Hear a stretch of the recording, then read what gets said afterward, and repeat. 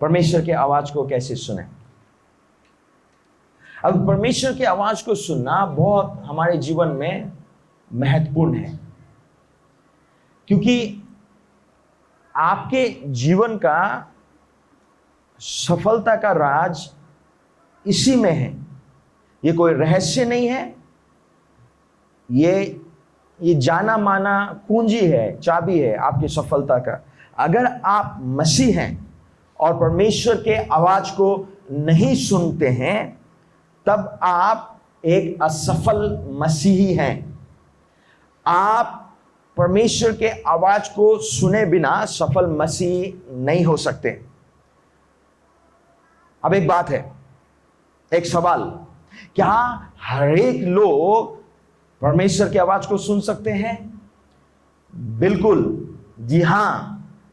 संसार का कोई भी व्यक्ति यीशु मसीह को ग्रहण करने के बाद परमेश्वर के आवाज को सुन सकता है। कारण यह है क्योंकि उसने खुद कहा है, मेरी भेड़ें मेरे आवाज को पहचानती हैं। अगर आप यीशु मसीह की भेड़ें हैं, आप परमेश्वर के आवाज को पहचानेंगे। अगर आप यीशु मसीह के भेड़े नहीं हैं, तो आप परमेश्वर के आवाज को नहीं पहचानेंगे। तो सबसे पहला रूल परमेश्वर के आवाज को जानने की है कि आप यीशु मसीह को अपना उद्धारकर्ता और प्रभु जानकर ग्रहण करें। बिना यीशु मसीह को अपना प्रभु और उद्धारकर्ता बनाए बिना आप परमेश्वर की आवाज को नहीं सुन सकते। तो मैं क्यों बोल रहा हूं? प्रभु और परमेश्वर बनाना जरूरी है। कई लोग यीशु मसीह को परमेश्वर बनाते हैं, प्रभु नहीं बनाते हैं। क्या प्रभु और परमेश्वर में अंतर है? जमीन आसमान का अंतर। आप बिना प्रभु बनाए एक सफल मसीह नहीं बन सकते हैं, क्योंकि आप परमेश्वर की आवाज को नहीं सुनेंगे। आपको यीशु मसीह को अपना प्रभु बनाना पड़ेगा, ताकि आपका जीवन आत्मिक रूप से उसके लिए दास हो। प्रभु कौन होता है? जो किसी दास पर प्रभुता करता है, किसी चीज पर प्रभुता करता है। तो आपको अपने जो सोच है, आपका जो प्रभाव है आपके शरीर में, उसके ऊपर किसी को प्रभुता करने के लिए देनी पड़ेगी। जैसे आपका सोच है, जैसे आपकी कल्पनाएं हैं, आपका भूख और प्यास किसी विशेष चीजों के लिए, तो किसी विशेष चीजों के लिए आपका जो भूख और प्यास है, उसको आप कैसे मानेंगे? आपको उन बातों के लिए किसी को प्रभु बनाना पड़ेगा, ताकि वो प्रभु आपके शारीरिक चीजों पर राज करे। अब यही कारण है, कई लोगों ने बोल दिया, हाँ परमेश्वर मैं आपको प्रभु मानता हूं। अच्छा, परमेश्वर मानता हूं, परमेश्वर माना है, प्रभु नहीं। और यही कारण है, कई लोग मसीह बन तो जाते हैं, लेकिन जीते अपने तरीके से हैं। लेकिन जैसे ही आप यीशु मसीह को अपना प्रभु मानते हैं, आप फिर अपने तरीके से नहीं जी सकते। क्यों? क्योंकि आप किसी के दास हैं। याद रखना, मैं ये नहीं बोल रहा हूं कि आप यीशु मसीह के दास हैं, लेकिन आप अपने चरित्र में अब यीशु मसीह के दास हैं। तो परमेश्वर को अपना प्रभु मानना जरूरी है, केवल परमेश्वर नहीं। क्योंकि जब आप उसको अपना प्रभु मानते हैं, तब आपका स्वभाव उसका दास बन जाता है। मतलब अगर यीशु मसीह कहता है झूठ नहीं बोलना चाहिए, तो अब आपका वो झूठ बोलने का जो आदत है, यीशु मसीह का दास है। फिर आप इसीलिए झूठ नहीं बोलते हैं, आप सच बोलते हैं। क्यों? क्योंकि अब आपका चरित्र यीशु मसीह का दास बन चुका है। तो जरूरी है आपके लिए कि आप यीशु मसीह को अपना प्रभु और परमेश्वर माने, क्योंकि प्रभु और परमेश्वर मानकर ही अब आप उसकी आवाज को सुन सकते हैं। मेरी भेड़ें मेरी आवाज सुनती हैं। लेकिन जब तक आप उसको अपना परमेश्वर और प्रभु नहीं मानेंगे, आप उसकी आवाज को नहीं सुन सकते। क्योंकि सबसे पहली बात है, ये एक सिद्धांत है परमेश्वर के राज्य का। जैसे आपके पास में पासपोर्ट होना चाहिए किसी दूसरे जगह जाने के लिए, नागरिकता होनी चाहिए उस देश का व्यक्ति है बोलकर सिद्ध करने के लिए। तो परमेश्वर के आवाज को सुनने के लिए आपके पास में नागरिकता होनी जरूरी है। उस राज्य को समझने के लिए आपकी नागरिकता होनी जरूरी है। नहीं तो आप क्या करेंगे, आप वर्किंग वीजा में जाते हैं, आ जाते हैं, आप टूरिस्ट वीजा में जाते हैं, आ जाते हैं, लेकिन आपको पूरी तरीके से उस देश का ढांचा नहीं पता है, उस देश का कानून नहीं पता है। क्यों? क्योंकि आप वहां के नागरिक नहीं हैं। लेकिन जैसे ही आप उस जगह के नागरिक बन जाते हैं, सबसे पहले आपको अधिकार मिलता है। क्या चीज का अधिकार? उस देश के हर एक प्रकार के फायदे जो नागरिक को मिलते हैं वो अब आपको मिलने लगती है।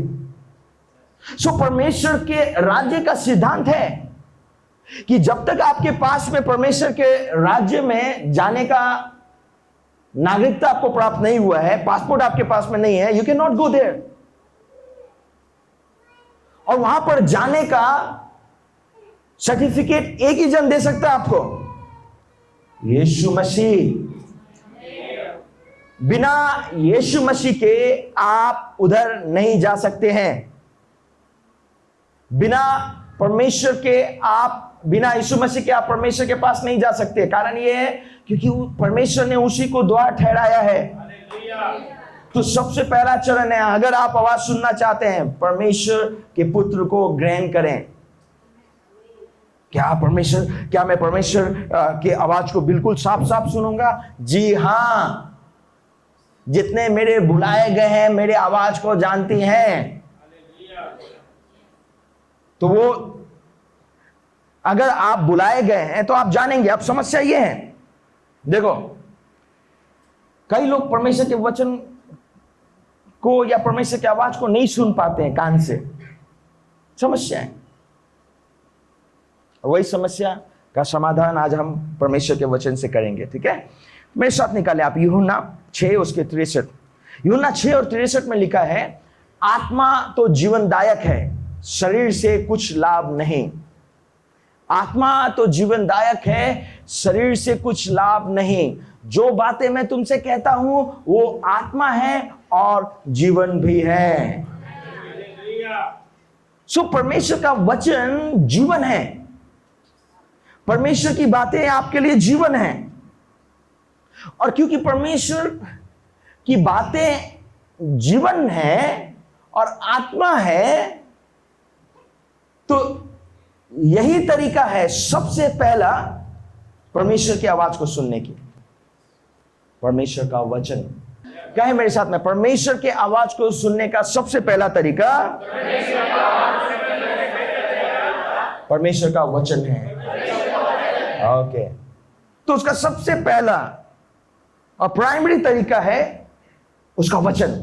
वो आपसे हर एक सुबह, हर एक पल, हर एक समय अपने वचन के द्वारा बात करता है। याद है यीशु मसीह ने कहा कि मेरा जाना जरूरी है। सो हम बात कर रहे थे परमेश्वर के वचन के प्रति। सो परमेश्वर का वचन जो है जीवन है। तो इसीलिए ये पहला तरीका है आपके सुनने के लिए। ये पहला तरीका है आपके जीवन में, प्राइमरी मेथड है कि आप परमेश्वर के वचन को वचन से सुने, परमेश्वर के आवाज को परमेश्वर के वचन से सुने। अब कई लोग बोलते हैं कि हम परमेश्वर की आवाज को नहीं सुन सकते हैं क्योंकि कठिन है, अपने आप को तपस्या में रखना पड़ेगा, अपने आप मेडिटेट करना पड़ेगा, तब जाके हम परमेश्वर की आवाज को सुन सकते हैं। गलत गलत गलत गलत। समस्या ये नहीं है कि परमेश्वर आपसे बात नहीं करता, समस्या ये है कि वो हमेशा बात करता है और इतना बात करता है कि आप मिस कर जाते हैं। समस्या ये है, किसी ने कहा है he is the talkative God, हमेशा बात करता रहता है, हमेशा 24 घंटे बात करता है परमेश्वर। आप यहां पर अभी हैं, वो बात कर रहे हैं आपसे, आप यहां से जाएंगे तब भी वो बात करेगा। तो समस्या ये नहीं कि परमेश्वर बात नहीं करता, समस्या ये है कि वो हमेशा बात करता है। और क्योंकि वो हमेशा बात करता है, आप कई बार मिस कर जाते हैं, पता नहीं कौन सा परमेश्वर है। मुझे नहीं पता आपका क्या एक्सपीरियंस है। जब आप कपड़े खरीदने जाएंगे परमेश्वर आपसे बात करेगा, जब आप बिजनेस डील करने जाएंगे परमेश्वर आपसे बात करेगा। और क्योंकि वो इतना बात करता है, क्यों? क्योंकि परमेश्वर हम में बहुत इंटरेस्ट रखता है। हम क्या पहनते हैं, हम क्या खाते हैं, हम क्या पीते हैं। अरे आपको लगता होगा मेरा शरीर है, मैं जो कुछ करूं। नहीं नहीं नहीं नहीं नहीं नहीं नहीं नहीं। परमेश्वर आप में बहुत इंटरेस्ट रखता है। आप कौन सा गाड़ी चलाते हैं, कौन से घर में रहते हैं, क्या खा रहे हैं, क्या पी रहे हैं, is very interested in you. अगर आप यहां पर कितने लोगों ने अपने जवानी में प्यार किया, हाथ उठाएंगे। सब लोग शरीफ लोग हैं। अच्छा, कितने लोगों ने प्यार किया अपने जवानी में? आपने प्यार तो किया ही होगा, राइट? अपने पति से, अपने पत्नी से प्यार नहीं किया, इसीलिए ये हालत है। किया है ना प्यार? अब बीच में जवान लोग बैठे हुए हैं, उन लोग तो डर से नहीं उठाएंगे, माँ बाप आगे बैठे हुए हैं।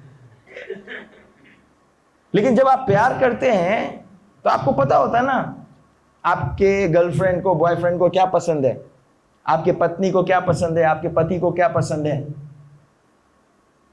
आप हर एक बात जानते हैं उसके विषय में।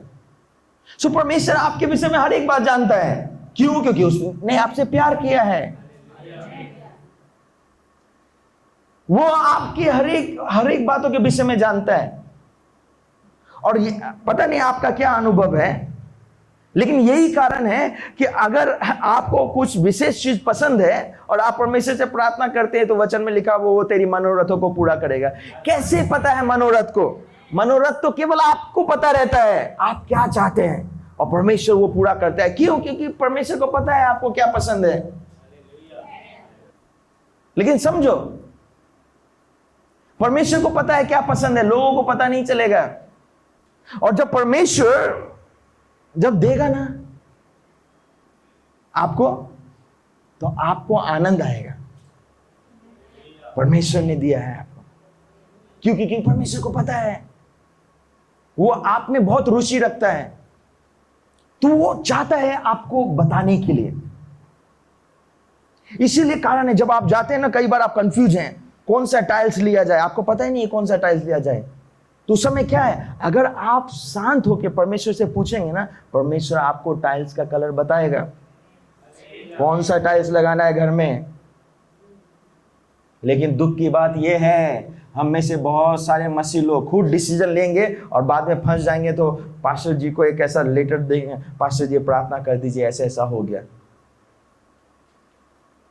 क्या आपको पता है कई आपके जो दुख और तकलीफ है वो परमेश्वर की आवाज नहीं सुनने के कारण आते हैं। अगर आप परमेश्वर की आवाज को सुनने लगेंगे तो ये सब जाती रहेंगी। तो अब आपका सवाल ये है, क्या मैं परमेश्वर की आवाज सुन सकता हूं या सुन सकती हूं? बिल्कुल, आप परमेश्वर की आवाज को सुन सकते हैं, महसूस कर सकते हैं, डेली स्तर पे सुन सकते हैं। और यही इंटरेस्टिंग बात है परमेश्वर का, कि परमेश्वर जिसने सारे सृष्टि को बनाया है आपसे व्यक्तिगत रूप में बातें करता है, और बहुत ही निचले स्तर पर आकर, मतलब निचले स्तर पे आके, मतलब वो आपको बताएगा आपका कपड़े का कलर कैसा होना चाहिए, आप मतलब कैसे लगेंगे। कई बार होता है ना, आप जाते हैं सेल्समैन के पास में, वो आपको बताता है और ये कपड़े पहने आपको बहुत अच्छे लगेंगे, और आप पहनते हैं, उनके सेल्समैन बोलता है क्या कमाल का, सच में आपके ऊपर जच रहा है। और आप जैसे ही घर में आके उस कपड़े को पहनते हैं, ऐसा लगता है कि भैंसे को अच्छे साड़ी में लपेट दिया है। जरा इमेजिन करो। तो आप सोचते हैं कि सेल्समैन ने तो बताया श्रीदेवी लग रही हूं, यहां पे तो ठीक भैंसे के समान ही दिखता हूं। प्रॉब्लम क्या है? क्योंकि आपने सेल्समैन की बातों पे भरोसा किया। अगर आप परमेश्वर की आवाज सुनेंगे तो परमेश्वर आपसे मजाक करेगा, बोलेगा पता है क्या, मैं बोलना नहीं चाहता हूं लेकिन तुम भैंसी जैसी लग रही हो, तो ये मत लो, कुछ दूसरा ले लो। परमेश्वर बोलेगा आपको। देखो समस्या क्या है, आप ये बोलते हैं मैं विश्वास नहीं करता परमेश्वर ऐसे बात करता है। नहीं, आपको एक्सपीरियंस नहीं, इसीलिए आप जैसा विश्वास करेंगे वैसा आपके लिए हो जाएगा। सो अगर आप परमेश्वर को मौका देंगे काम करने के लिए, वो बोलेगा। जब आप बिजनेस में इन्वेस्टमेंट करते हैं, जब आप कोई निर्णय लेने जाते हैं, आवाज सुनना परमेश्वर का, परमेश्वर आप क्या चाहते हैं, और परमेश्वर आपसे अपने वचन के द्वारा बात करेगा। परमेश्वर आपसे अपने वचन के द्वारा बात करेगा। अब देखना, समस्या यहां पर एक है, यूहन्ना 6 उसके 63 में लिखा है, आत्मा तो जीवनदायक है, शरीर से कुछ लाभ नहीं। मैंने जो बातें तुमसे कही हैं वे आत्मा है और जीवन भी है। अब क्योंकि उसकी बातें आत्मिक हैं, तो प्रॉब्लम क्या है यहां पर? अब उसकी बातें आत्मा के लिए लिखी गई है और उसको केवल आत्मिक तरीकों से जांचा जा सकता है, शारीरिक तरीकों से नहीं। और इसीलिए यही प्रॉब्लम हो जाती है यहां पर कि हर एक विश्वासी अब सोचते हैं अपने तरीके से वचन पढ़ लिया, इसका मतलब जरूर ये होगा। नहीं नहीं नहीं नहीं, क्योंकि ये आत्मिक बातें हैं, आत्मिक तरीकों से इसको जांचना जरूरी है। ये आपके दिमाग के लिए नहीं है, परंतु ये आपके आत्मा के लिए है। क्यों? क्योंकि ये आत्मिक बातें हैं, आप नहीं समझेंगे शारीरिक रूप से, इसको आत्मा से समझना जरूरी है। इसीलिए क्या करना चाहिए? जब भी आप बाइबल पढ़ते हैं अपने आत्मा से पढ़ना चाहिए। मतलब पढ़ेंगे तो शरीर से, मुंह से, लेकिन आपको आत्मा में समझने की जरूरी है। आप खाली वचन को याद करके कुछ हासिल नहीं कर सकते हैं। देखो, आपके पास में वचन का कुछ नॉलेज तो होना चाहिए, दैट्स द अल्टीमेट थिंग, है ना। आपके पास में कुछ तो नॉलेज होना चाहिए। क्यों? क्योंकि परमेश्वर आपको कौन सी बातें याद दिलाएगा जब तक आप पढ़ेंगे नहीं। वचन में लिखा है कि जब वो आत्मा आएगा तो मेरी बातें तुम्हें याद दिलाएगा जो मैंने तुमसे कही है। अब कई लोग, बात ये समस्या ये है, आप लोग बोलेंगे प्रभु मेरे से बात करो। क्या बात करेगा परमेश्वर? आपने तो पहले अपने आप को वचन से भरा ही नहीं है। अभी जैसे कई लोग सोचते हैं ना, कंप्यूटर है तो इसका मतलब संसार का कोई भी काम कर लेगा। नहीं, कंप्यूटर को पहले किस चीज से फीड करना पड़ता है, उसको बनाना पड़ता है, वो प्रोग्राम उसमें रखना पड़ता है, तब जब उसका प्रयोग होता है तब उस प्रोग्राम के जरिए वो काम कर सकता है।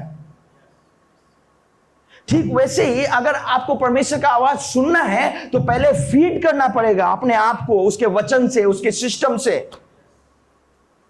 जब आप पूरा फीड हो जाएंगे उसके सिस्टम से, आप फीडेड हैं, आपका जो सॉफ्टवेयर है वो बिल्कुल पक्का हो चुका है, कंप्लीटली आपने इंस्टॉल कर दिया गया है, आप अपडेटेड हैं। कई बार क्या होता है ना, हम लोग सोचते हैं सिस्टम जो है ना, कब लिया था? 2001 में अपडेट किया नहीं, सिस्टम भी पुराना है। तो कब पढ़ा था बाइबल? आप बोलते भैया मैंने तो 40 बार बाइबल पढ़ के खत्म कर दिया। पढ़ा कब था? 2005 में, उसके बाद नहीं पढ़ा। आपका सॉफ्टवेयर पुराना है, अपडेट करते रहना पड़ेगा इसको। पहले क्या करना पड़ेगा? भरना पड़ेगा इस सिस्टम से, फिर अपडेट करना पड़ेगा। कैसे? डेली पढ़कर, डेली पढ़कर। परमेश्वर तब वो बात करेगा आपसे। ये वचन जो है ना आपके अंदर जीवित रहना चाहिए हमेशा। ये वचन आपके अंदर जीवित रहना चाहिए। एक दूसरे को देखकर कहें, ये वचन आपके अंदर जीवित रहना चाहिए। हाँ, लिसन दिस। 1 कुरिन्थियों 2 उसका 14 में क्या लिखा हुआ है? 1 कुरिन्थियों 2 उसके 14 में, परंतु शारीरिक मनुष्य, 1 कुरिन्थियों 2 उसके 14 में, परंतु शारीरिक मनुष्य परमेश्वर के आत्मा की बातें ग्रहण नहीं करता, क्योंकि वे उसकी दृष्टि में मूर्खता की बातें हैं, और नहीं वो उन्हें जान सकता है, क्योंकि उनकी जांच आत्मिक रीति से होती है। शारीरिक मनुष्य मतलब क्या? जो व्यक्ति परमेश्वर के वचन पर विश्वास नहीं करता वो शारीरिक मनुष्य है। आप आत्मिक कैसे बन सकते हैं? परमेश्वर के वचन पर भरोसा करके।